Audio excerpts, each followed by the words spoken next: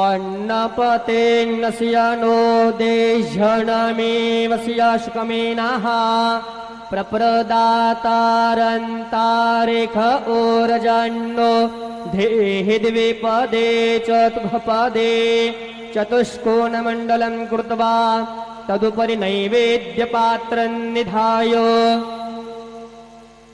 गायत्रीमन्त्रेण पात्रान् सम्प्रोक्ष धेनुमुद्रां प्रादर्श ग्रासमुद्रायां सत्यन्त्वरतेन परिसिञ्चामि नैवेद्यं निवेदयामि। ॐ प्राणाय स्वाहा ॐ अपानाय स्वाहा ॐ व्यानाय स्वाहा ॐ उदानाय स्वाहा ॐ समानाय स्वाहा ॐ ब्रह्मणे नमः।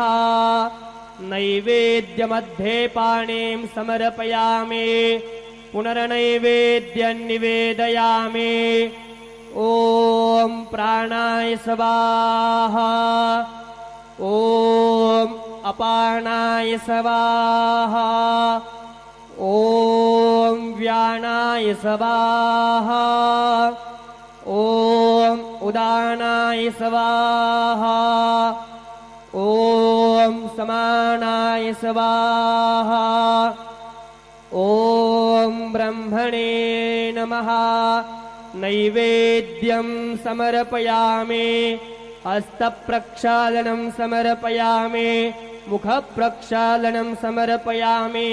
शेषोपचारार्थे प्रार्थनापूर्वकं नमस्कारं करोमि तथा च मंगल आरार्तिक्य दीपं दर्शयामि।